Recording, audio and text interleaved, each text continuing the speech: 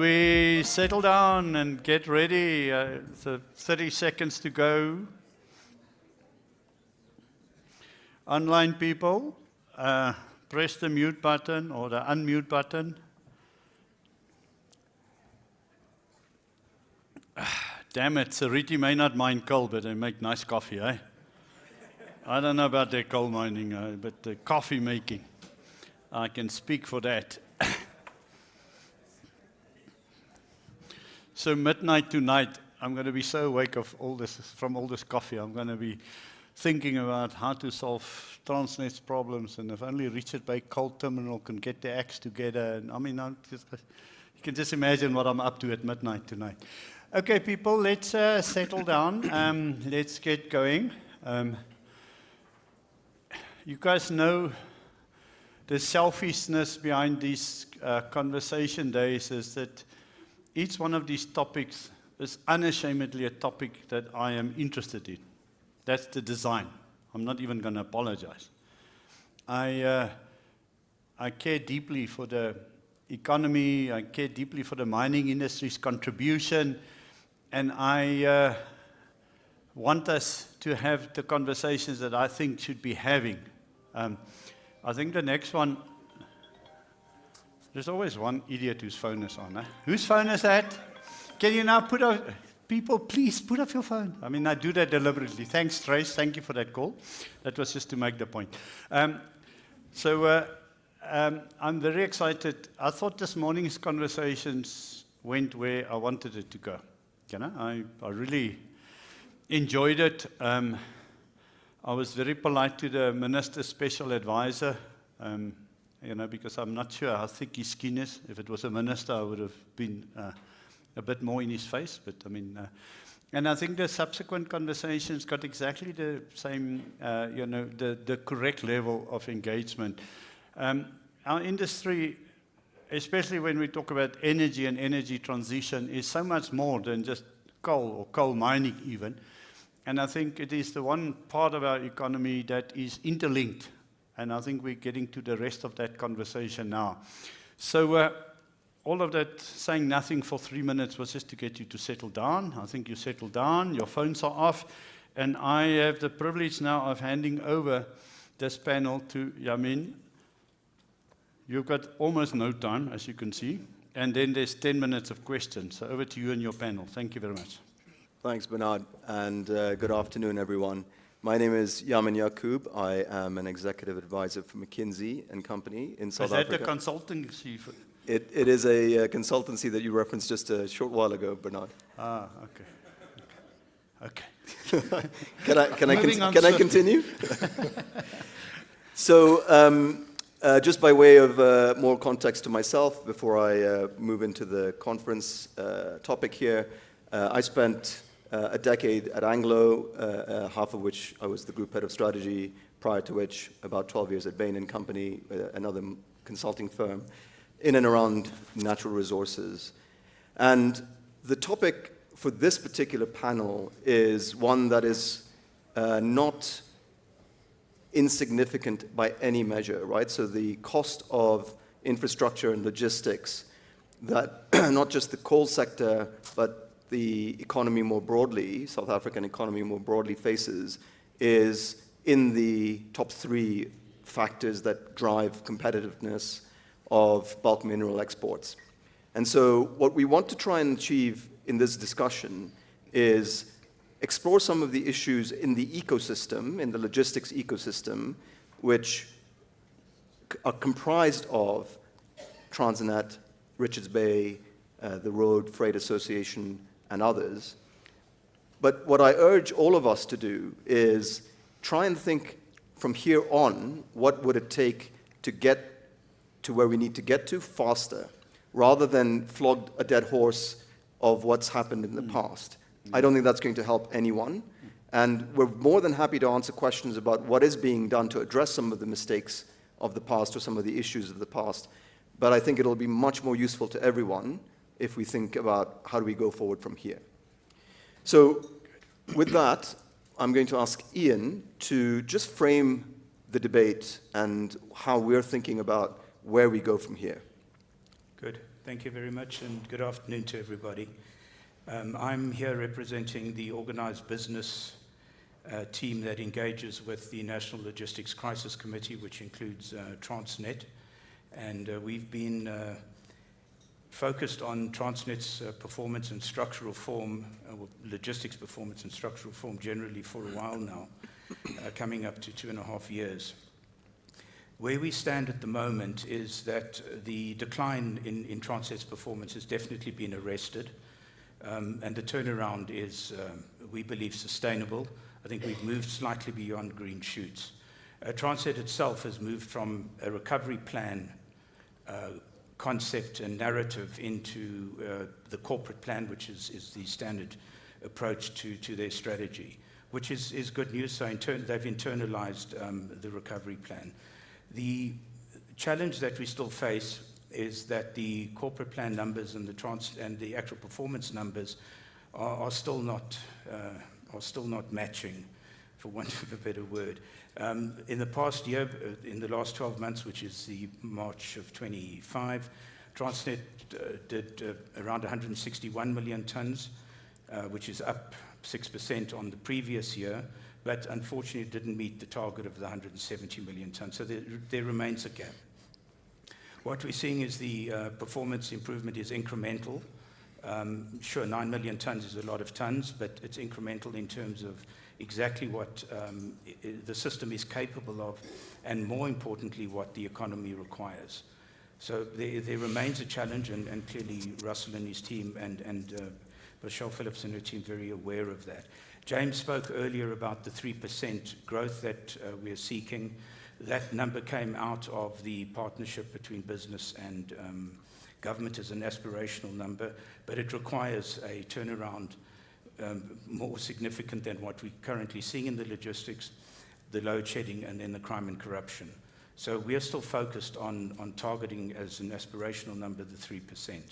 If we quickly drop into the specifics on the export coal to Richards Bay, again, a really good number, 54 million tons, which is 11.5% up from the prior year.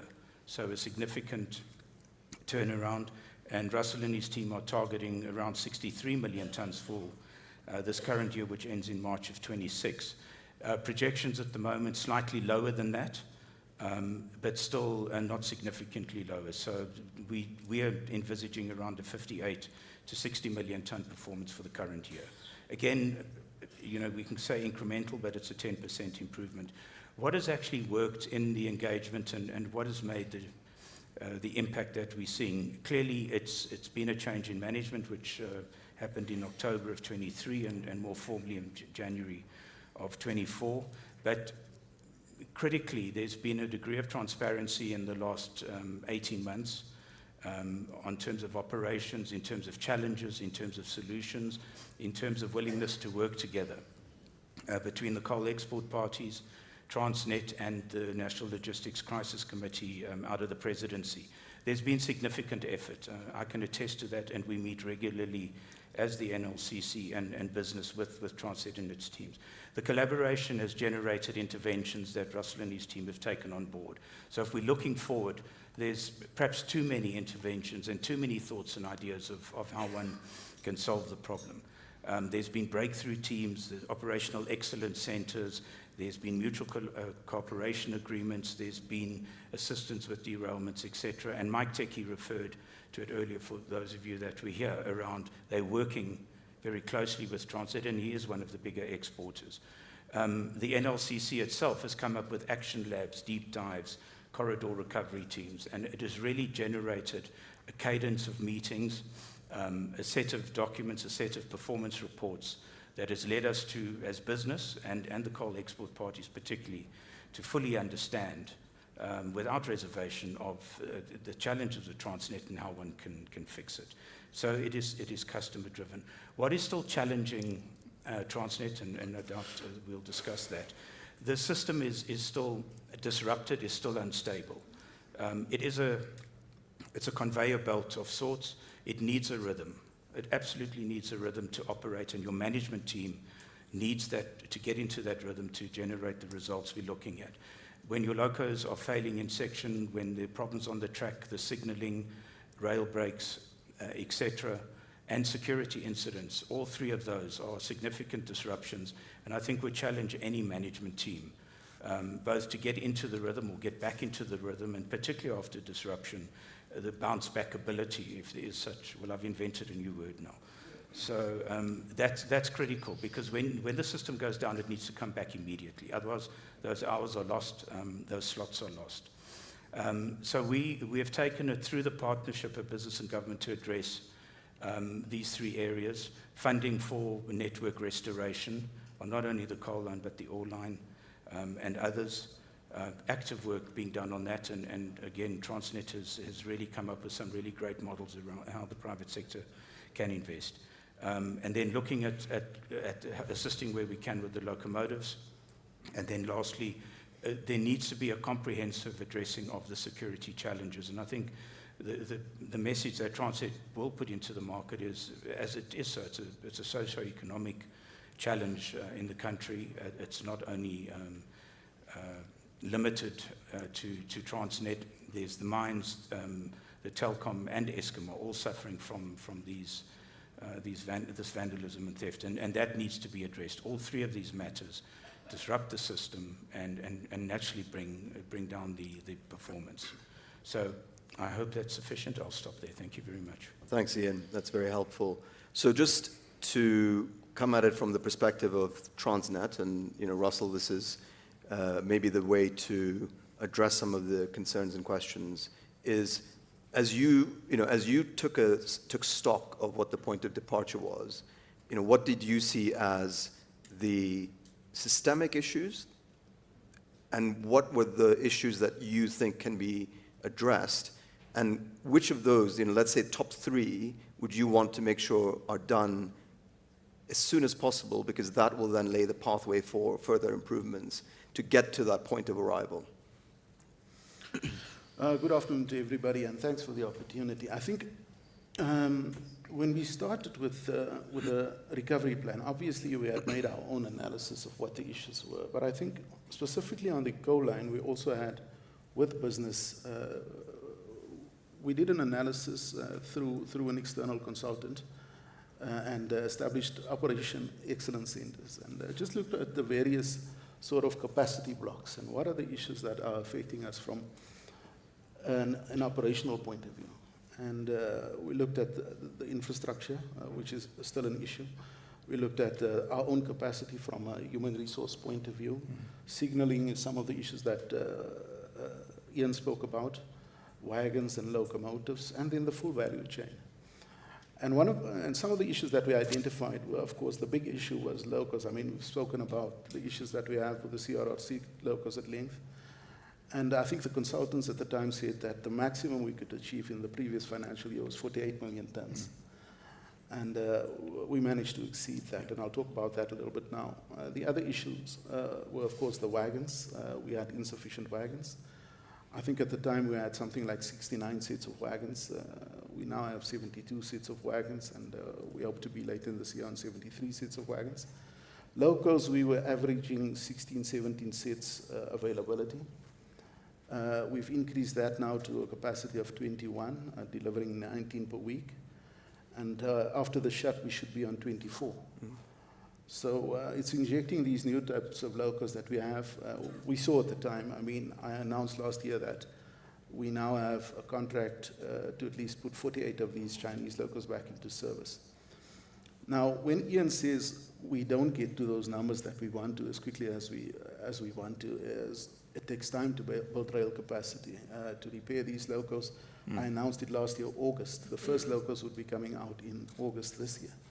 It's exactly 12 months later, because you now have to look at establishing supply chain and getting these locos back into service. So what we did was we then changed our plan in terms of these new locos that we were building through Transnet Engineering, and deployed the 23 e-locos to the coal line. Our plan is to deploy 90 locos then. We've got 45 of them there. The other issue was security. Security was a major concern for us at the time. And we went into a collaboration with RBCT, and we changed the service providers. And we can see the results of that. We're still working closely with RBCT with regards to that. And you can see the results. I mean, the better numbers are as a result of the improved security. On the network, also working with them to see how we can improve the network. So Ian is correct. This year, probably between 58 and 60.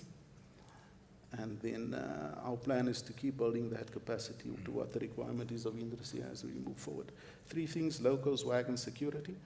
Some operational issues, we have to move people around, make sure that we have proper management in place, and then also improve our planning. There are some other systems that we're working on just to automate our planning. And that's close to completion now, and we'll see some good results coming from that. Great. Thanks, Russell. So before moving on to Alan, I just wanted to check. You mentioned working with RBCT and getting the collaboration right has been useful. Where else would you see opportunity for better collaboration? Well, early on they assisted us with and RBC is really representing the customer, so I can't say it's just RBCT. The customers have really shown us, the coal exporters shown us a willingness to collaborate with us. And early on they assisted in terms of getting us the batteries that we were battling with on the Chinese Locos, as well as the compressors. On the security front, they've helped us. I must tell you, when we have an incident, a derailment, it's now on the trim side. This recent one we had, RBCT assisted with some equipment to help us to recover and reopen the line as quickly as possible. We still have the MCA in place, so any opportunity that comes up, and there is an opportunity to assist, they certainly come to the party and help us to. I think more than anything, we're a partnership, and we work together, and we have honest conversations. I'll tell you that. It's not. Sometimes these conversations are not easy, but it's good.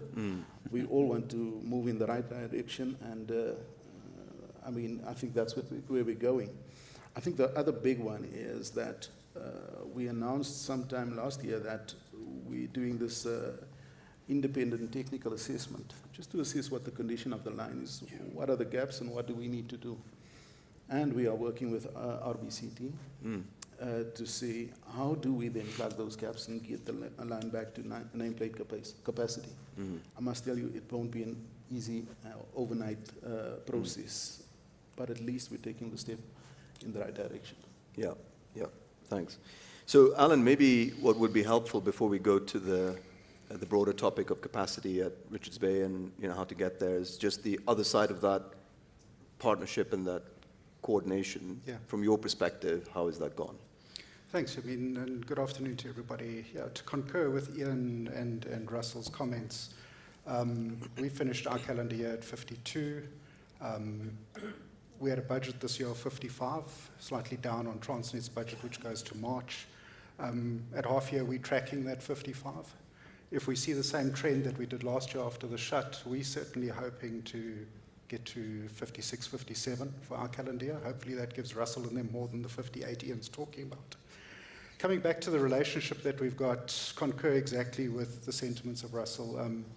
So the NLCC came in, as Ian said, about 2 odd years ago. We've been working with Transnet way before that. I think the NLCC provided key platforms in terms of the communication processes and the ability to elevate issues and get the attention that was needed. Russell spoke about the infrastructure assessment. We did that with an external service provider. We've taken that one step further. Just this last week, we finished scanning the whole of the North Corridor together with some of the branch lines. Coming back to one of the earlier topics about, not just the quick fixes and the sustainable performance, we're hoping that that's going to give us an accurate interpretation of the condition of the base infrastructure that's going to allow us to properly plan the critical maintenance going forward. In addition to that, together with TRIM at the moment, we're commissioning a power reticulation assessment, because that's another one of the challenges that we face in adverse weather conditions. And all of this is in conjunction between the parties. So we joined at the hip. RBCT is just a small integral part in this value chain. And as Russell said, the benefit that we have on the coal line is that RBCT is a collective body of coal exporters. So RBCT has become the natural conduit through which to partner with Transnet. In addition, on the security, it is still a major challenge. One of the service providers has come to the party at the moment with some overhead devices, which we're hoping we're going to get some benefits out of. They're currently being installed during the shut. And we're certainly hoping to get greater protection of the line in critical areas where, if we have an incident, it hurts us. But definitely the collaboration, what's really made a difference with Russell and Michelle coming into the fray is a complete transparency. So the key issues are put on the table, which means we're focusing on the right things. Yeah. And that's made it a lot more beneficial, and it's made it a lot easier to work together. Great. That's very helpful. So maybe in a way similar to the question I posed to Russell, Alan, from your perspective, what are the top 3 things that you think will move the needle, and if you don't get those right, it's almost impossible to take the next step? So where we sit from an RBCT and an industry point of view, at the moment with the 23Es coming online, we're seeing the benefits of those already. So rolling stock was a concern. To get to the mid-60s with Russell and his plan on rolling stock, I think if we deliver against the 23E plan, rolling stock won't be an issue.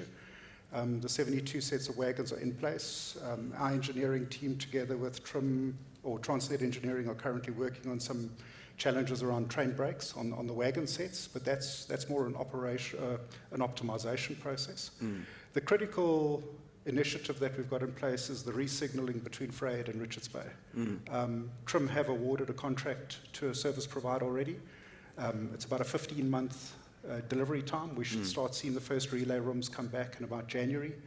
And that's going to be quite a significant game changer in moving us from sort of the 60 million up to the 65, 68 million ton level. Given that that timing coincides quite nicely with the full deployment of the 23Es, that's the critical one. And then we've got to keep our hand on security. And again, I think the work that's coming out of the scanning exercise, because it focuses on per way, if there are any critical areas from a risk point of view in terms of the condition of the rail, that will hopefully highlight those areas that need urgent attention, because a derailment is a massive eater of volume. So if we can prevent those big incidents similar to the security incidents, and as Ian said, if we get the rhythm going, and we've seen it, when Transnet runs well, they run really well. So that's what we've got to get going. Great, very helpful.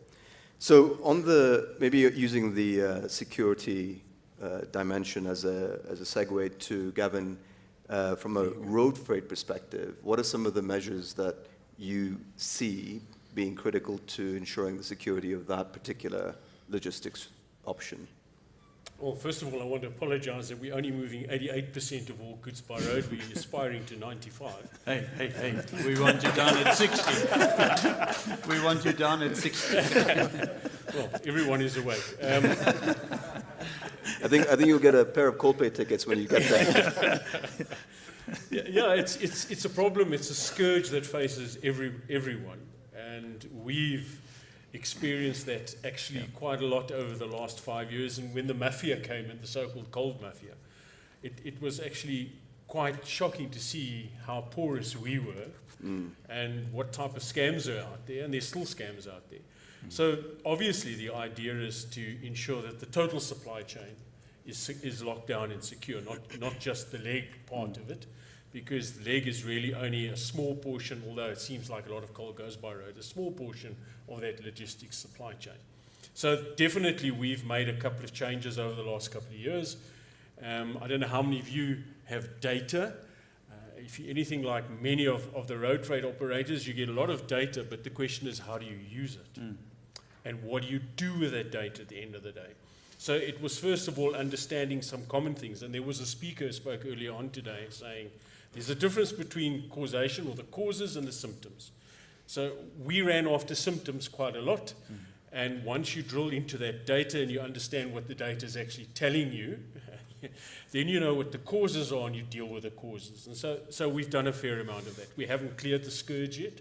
It's going to be around for a long time because there is a huge market out there. And if you think coal is a problem, I always ask an audience, what is the number one commodity that is hijacked or stolen in the road freight sector? Would anybody like to take a guess at that? Me? And I can tell you now, it's not Johnny Walker Blue. It has to be diesel. No, it's not diesel, sir. Oh. No. It is mealie meal. Why? Because there's a huge market. Of course. And I'm not going to go into all of that. No, We can no, have a no. discussion later around that. It's around market. And so while there is that drive to take it and buy it, so it happens.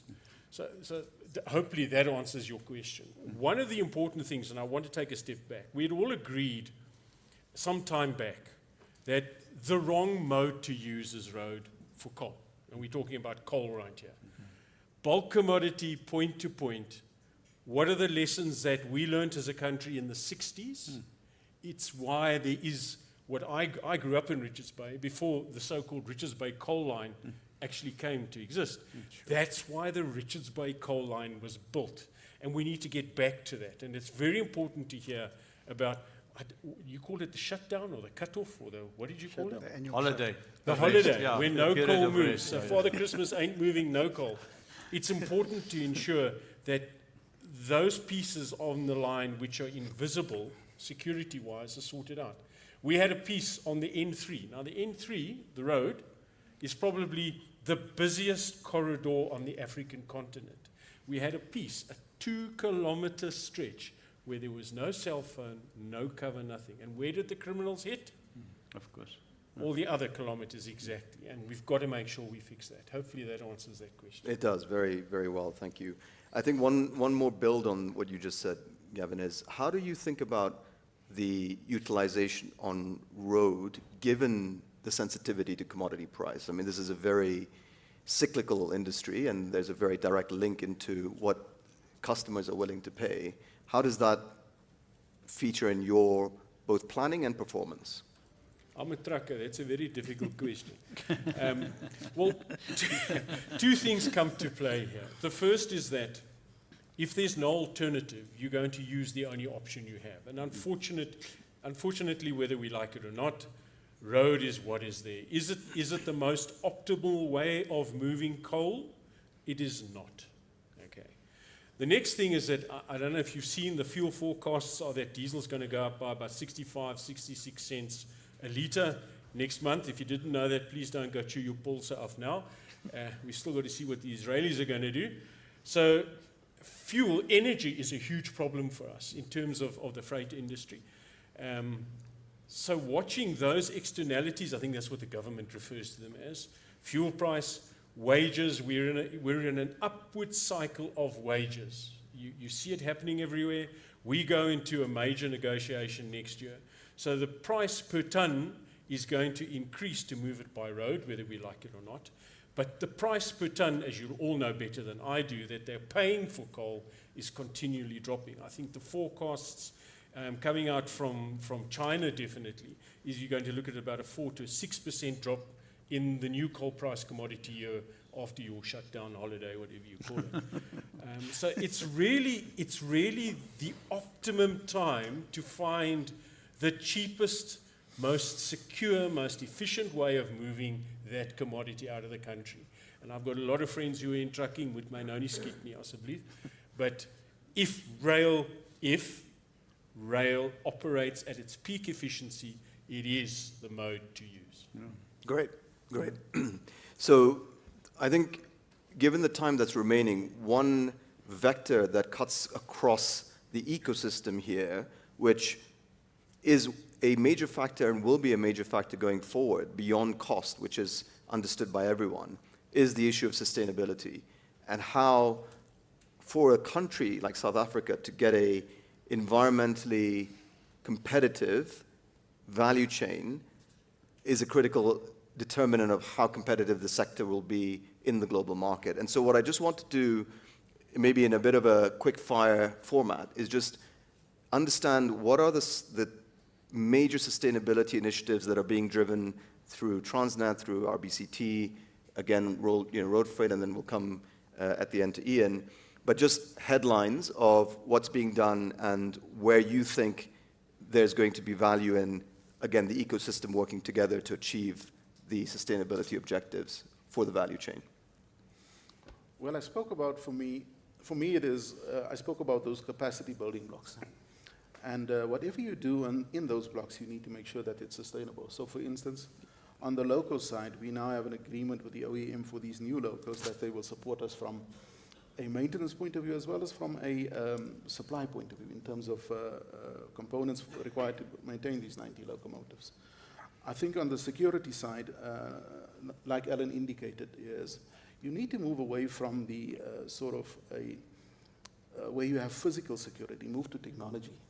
And that's what we're busy doing now on the coal line, to get more technology, because, I mean, to have physical guarding for thousands of kilometers. I mean, people talk about the drone. The drone flies over an area and then you're uncovered once the drone has left that area. So you need to look at other technology that can detect when people are in the area. And then, of course, on the wagon side, we need to make sure that we build that capacity as we go forward. We've not invested in new wagons for some time. And if you look at coal, where we come from, our base number from an export point of view from rail is 77 million tons. And the worst that we did was that 48 a few years ago. So there's still a lot of room for us to move to get to those sort of numbers. And for us, of course, the North Star is what is the requirement from industry and everything that we do. So we'll continue to put in new locos until we've met that capacity that the industry requires. We'll add wagons accordingly until we get to that number. From an infrastructure point of view, we must just get it back to the design capacity and make sure that we maintain it as we move forward. Those are, for me, the key issues that we need to make sure that we create that capacity. And that infrastructure also includes the signaling that Alan spoke about. Need to also modernize it, look at different ways what the rest of the world is doing. We have an old type of signaling. Some of our signaling systems are 40, 50 years old.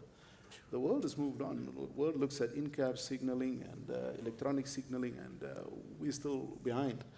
So if we want to make sure that we go into the future, not just recover, because we don't want to find ourselves in this problem again. When we solve it, it must be a permanent solution that will sustain us for the next 10, 20, 30 years. So that, for me, is the aim. Okay. All right. Thanks, Russell.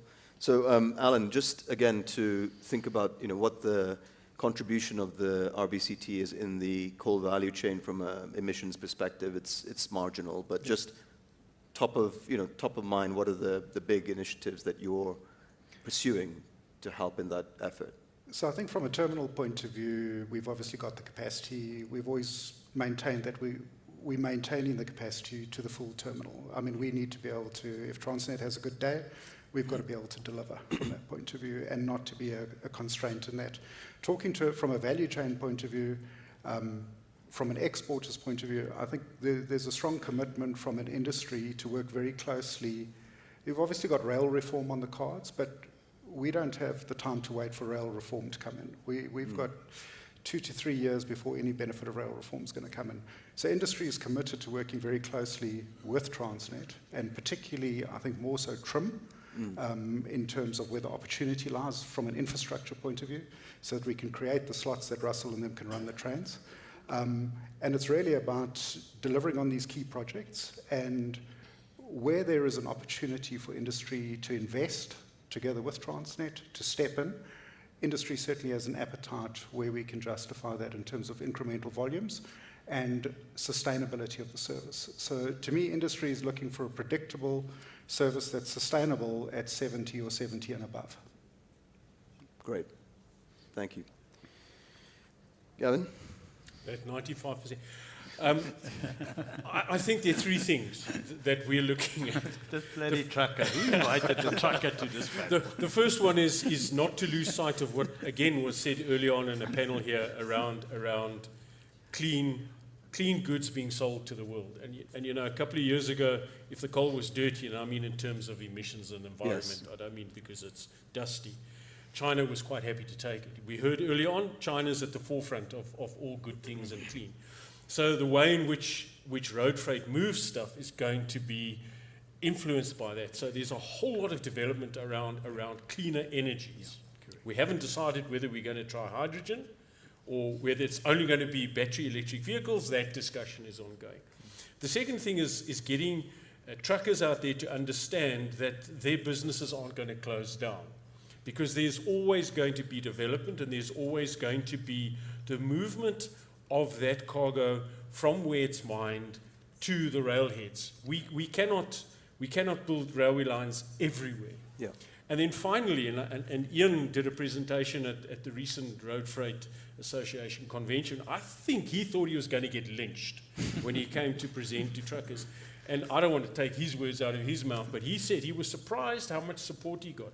So the other avenue we've been pushing is talking to our members, and in the Road Freight Association, the big 7 logistics movers in the country are there, as well as a whole lot of other transport companies, and getting them to understand what their role is and how they can be part of this. And I've always said it's a symbiotic relationship. Yeah. And if we understand that and work towards that, then this whole, well, I'm going to lose my work here, my business isn't going to go out, is gone. So those are the 3 big things for us. That's very, very clear. Thank you. So maybe, Ian, closing out where we began, just if you want to pull the And look how threads much together. time is I know I've giving got you. like 23 seconds. There we go. Minutes, seconds. I just want to quickly touch on the sustainability. I just want to come at it from a slightly different angle. Within the NLCC, there's a work stream dealing with the efficient road transportation. And we've been busy now for the last couple of years, specifically on the N4 with the cargoes that are going down to Maputo. And it deals with the fact that there is going to be an interim period that rail will not be able to meet the market demand and what the coal producers are producing. And we took it upon ourselves, and in fact it was an initiative from the industry, from the Minerals Council, to say that if it's business that is procuring the road transport, for whatever reason, we need to make sure within the NLCC that is managed effectively, efficiently, and we deal with the security, we deal with the flow of those vehicles, and it's not only on the N4, it's also on the N2 to Richards Bay. So we've been busy with that, and Gavin's right to segue from his point around the clean fuels and PBS vehicles and other things. Yeah. We need to make sure that those vehicles keep moving on that corridor for the very reasons that Gavin has mentioned, and that means working with the BMA, the Border Management Authority, SANRAL, TRAC, and all others involved in the road freight industry, and hence why there is this relationship. For example, there's normally about 1,500 vehicles a day going through the border to Maputo, all cargoes, not only coal. And now with the shut, or the holiday, suddenly it shot up to 2,000, 1,900. So we need to be ready for those things, because business will seek out any alternative in order to make money and sell their cargo. So we recognize that, and we'll keep on it, and hopefully there will be a cutover in time to come between road and rail and what TFR can do on that corridor specifically to Maputo. So Russell is already pissed off with me for saying he's on a holiday. Yeah. But Alan, you've got the nicest job in the world. Eh? 70 million ton capacity, floating at 45. I mean, what do you do for 5 months of the year? He surfs. Yeah, you do a shut. We've got some sort of questions at different levels, but can I fire away? The first question is there an integrated approach in scheduling domestic versus the RBCT lines? So domestic coal transportation, it's not your line, it's your line.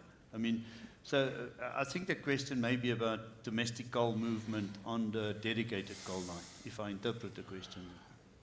So what we did is, actually from this year, we planned it from last year, before we were organized into corridors. And you found that some of the coal was in a different corridor with a different general manager and so on. And we went back from 1st of April to business units. And we've got a coal business unit, and all coal is handled by this business unit, which means the planning is integrated, looking at domestic, looking at also the coal that is exported via the Richards Bay port. And I'm talking about the coal going to other parties, the MPT terminal, Grindrod, and so on. But we gave that to one team, so that you can get the balance right in terms of the Locos, the Wagons, so that you don't have two parties planning coal. So it's integrated, it's done by one team, and we look at the balance. Sorry, Russell, sorry, I want to build on the question, but finish, sorry. So for coal specifically, one of the things I touched on it earlier is that we have a planning system called Plato, and it's using devices that we're installing in Locos to do dynamic planning. So that you can see if you have an incident that the plan is adjusted automatically. A lot of the planning that we do in TFR, and it's something that we're working on currently, is manual. So we don't have the intelligence to say, if you have an incident, what is the best sort of train plan to make sure that you get the service maximum out of it and rebalance the service. So this is what we're doing with the Plato system, and we want to expand that to other flows as well. I want to come back to my trucker friend here.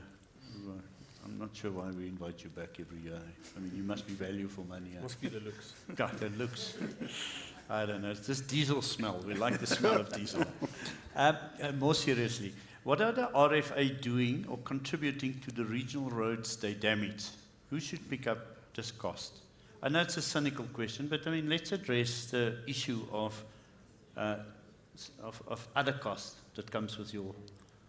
Well, the question is, how much time have you got? So every single liter of diesel or fuel that's got a levy. There's a levy, and that levy is supposed to go to look after the roads. Now we can debate what happens to that levy. There are people who write long stories about that. The very first thing, where do you start? So the very first thing is, one can argue those trucks shouldn't have been on the road in the first place. You can even go further back than that. Those roads, do you know that more than 75% of all the roads built in this country, including the ones that are carrying the 10-axle loads down to Richards Bay, 10-ton axle loads, down to Richards Bay, were built for 3 or 4 axle mass load. It doesn't matter whether you load coal or people, don't work. So we haven't grown with legislation, and I mean the RFA was part of that a good 30, 40 years ago, saying for efficiency we need to raise axle masses, and that's where the toll roads came from, that the trucks were supposed to use the toll roads, alternative routes for light motor vehicles that you and I drive. So we pay our fuel levies, we pay our toll fees. It's really around managing that. Law enforcement is severely lacking. So in our own studies we find that there's serious overloading that causes problems. So once again, just like, and I use the term very, very loosely, fixing Transnet is a symbiotic relationship between various people, so too here. We are not, unfortunately, or unfortunately, whichever way you want to look at it, we are not a law enforcement body. I want to come to the holiday farm, Richard Bay Coal Terminal. Mike Teke says, you guys are fit, you can run at full capacity if Transnet. It doesn't work like that, surely. You say you are maintaining for full capacity. Are you just counting on Transnet taking baby steps and you staying? Are you as confident as you all sound that you can export all the tons in future? I think we can comfortably match any ramp up that comes our way. No, that's a fair comment. If you turned on the tap tomorrow, we'd be in trouble because with the lower volumes, we've rationalized people, we've rationalized structures. But we can ramp that up very quickly from that point of view. And we can sleep at ease that it's not going to happen tomorrow anyway. No. So we've got time on our side. Russell's going to give us a heads up. I'll give a heads up. But I think there's an important point that Alan's making here is that on occasion, after disruption on the system, there's suddenly a 91 million ton arrival pattern at the tipplers or at the arrival, and they've got to handle it. They don't want to delay the turnaround of those wagons and the wagons mainly any longer than they need to. So I think that's been a critical function of RBCT. Whatever I think TFR can throw at them in all manner of disruptions or periods, I think RBCT's handled it brilliantly. And so again, this sort of like interventions of the last few years, I was very cynical from day one. But then we had political changes, we've got new leadership, now we've got transparency, now it works. But is this our new normal?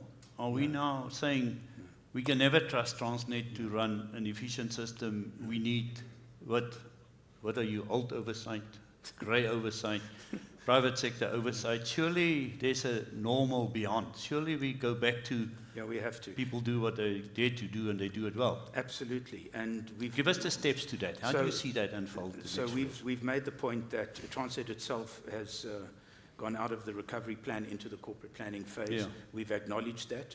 We've acknowledged the turnaround. We've acknowledged the green shoots and the improvement. It may not be going as quickly as, or a quantum leap as we were hoping, but we understand the reality of that because of the transparency. We cannot carry on with a crisis intervention for much longer. We think the customers must take the lead now. We have reestablished the relationship, I believe, and it's a very strong relationship between the customer and Transnet now, and it's not only because of B4SA or the NLCC, it comes from the new management and what Russell's saying, the responses that they've had to the crisis.